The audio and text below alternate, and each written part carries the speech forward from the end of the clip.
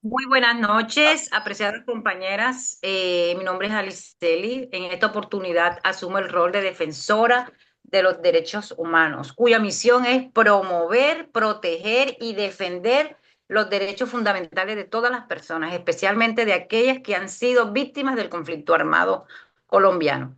Durante más de 5 décadas, el conflicto armado interno ha generado graves consecuencias humanitarias, dejando millones de víctimas que han sufrido desplazamiento forzado, homicidio, desapariciones forzadas, amenazas, violencias sexuales, despojo de tierras y otras graves violencias a los derechos humanos y al derecho internacional humanitario. Estas situaciones no solo han afectado la vida e integridad de las personas, sino también sus familias, comunidades y proyectos de vida. En este contexto, el trabajo de los defensores de los derechos humanos resulta fundamental para visibilizar las vulneraciones, acompañar a las víctimas en la exigibilidad de sus derechos, promover el acceso a la verdad, la justicia, la reparación integral y las garantías de no repetición, contribuyendo así a la construcción de una paz estable y duradera. A continuación tenemos, o les presentaré dos casos. Eh, el caso de Leonela Mendoza Posada y Mayra Franco, dos mujeres cuyas historias representan la realidad que ha vivido miles de víctimas del conflicto armado en Colombia. Adelante, Leonela. Buenas noches, mi nombre es Leonela Mendoza Posada. Me considero víctima del conflicto armado.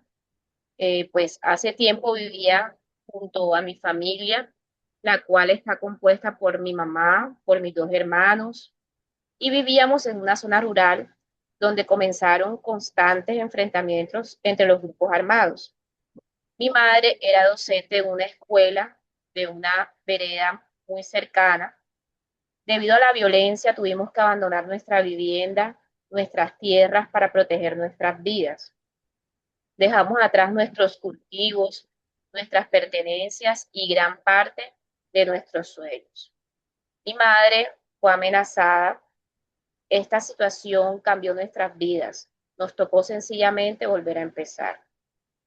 Considero importante que exista mayor presencia institucional en las zonas rurales y que las familias desplazadas reciban apoyo para construir sus proyectos, que seamos orientados en cada proceso de restitución. Gracias, Leonela. Escuchando a Leonela, como consecuencia del desplazamiento forzado, perdieron su vivienda, sus tierras, su cultivo y su estabilidad económica, enfrentándose a múltiples dificultades para reconstruir su proyecto de vida en un nuevo territorio. ¿Y cuáles fueron esos derechos vulnerados? Derecho a la vida, derecho a la integridad personal, derecho a la seguridad personal, derecho a la libertad de circulación y residencia, derecho a una vida digna, derecho a la propiedad, derecho al trabajo y al mínimo vital, derecho a vivir con dignidad, derecho a la verdad, la justicia, la reparación integral y las garantías de no repetición.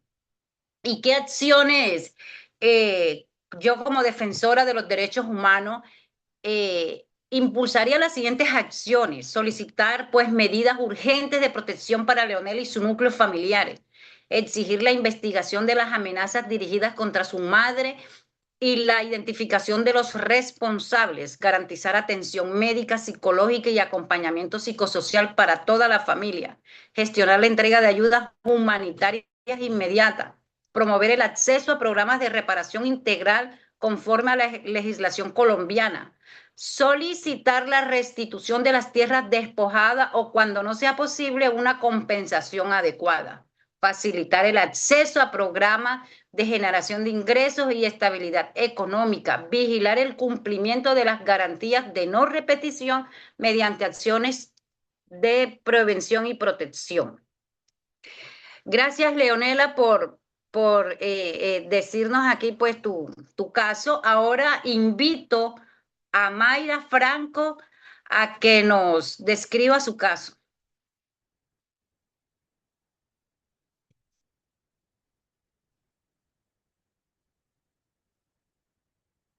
Mayra, Buenas noches. Bueno, mi nombre es Mayra Franco. Nací en el caserío de Santo Domingo, municipio de Tame. Antes de que la violencia como tal marcara nuestras vidas, nuestra familia y nuestras comunidades vivían mucho de la agricultura y la ganadería. Incluso em, vivíamos, pues ya estábamos acostumbrados a múltiples conflictos que se presentaban entre grupos armados y la guerrilla, más sin embargo, nunca nos habíamos visto afectados como lo ocurrido ese día. El 13 de diciembre de 1998 todo cambió para nosotros. Eh, esa mañana escuchamos ruidos de helicópteros sobrevolando el pueblo. Eh, Obviamente nunca tuvimos como la necesidad de poder creer que iba a ocurrir algo malo con la población. Cuando de repente escuchamos una explosión y allí perdimos el conocimiento. Recuerdo ese día, fue duro para nuestras familias porque perdí a mi esposo y a mi hija de 6 años. Eh, lo cual pues nunca voy a olvidar porque pues tuvimos que irnos de nuestras tierras desplazados por la violencia porque todo quedó destruido. Durante mucho tiempo hemos vivido constantemente, mis hijos se levantan en horas de la madrugada, no hemos podido recuperarnos psicológicamente y emocionalmente de todo el daño causado por ese día. entonces vemos cómo Mayra y su familia se desplazaron forzosamente, abandonaron su vivienda, sus bienes y su proyecto de vida. Además de las pérdidas materiales, enfrentaron profundas afectaciones emocionales, psicológicas y sociales derivadas del hecho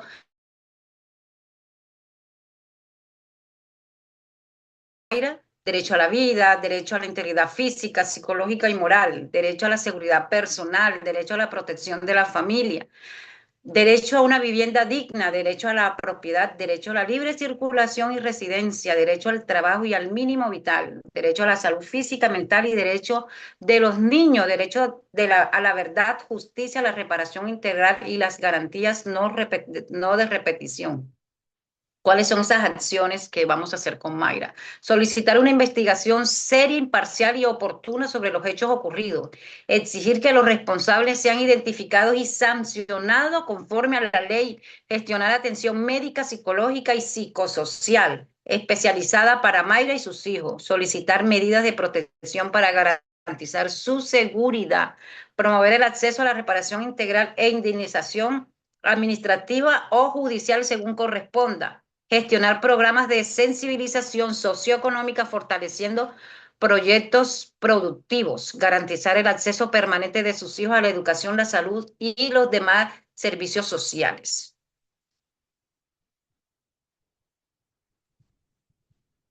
Invito a la funcionaria estatal, a la funcionaria del Estado. Gracias, Alex, muy amable. Bueno, en este caso voy a actuar como agente estatal y pues después de escuchar el relato de las víctimas, es evidente que la población civil en estos casos fue la principal afectada por todas las hostilidades que ocurrieron en estos dos casos que relataron las víctimas. Desde el rol del Estado, nuestra responsabilidad no solo consiste en brindar una atención a esas víctimas, sino también en garantizar el cumplimiento del derecho internacional humanitario y proteger a quienes no participan directamente en el conflicto armado.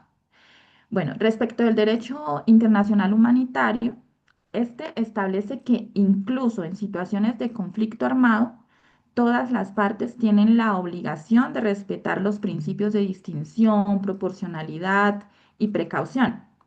¿Cuáles son estos? El principio de distinción exige diferenciar permanentemente entre combatientes y población civil. El de proporcionalidad prohíbe ataques que puedan causar daños excesivos a los civiles frente a la ventaja militar esperada.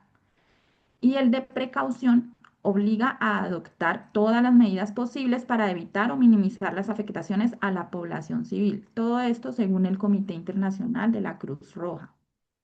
Bueno, en este caso, en estos dos casos, los convenios de Ginebra de 1949 y el protocolo adicional 2, aplicable a los conflictos armados no internacionales como el colombiano, establecen que la población civil debe ser respetada y protegida en todo momento.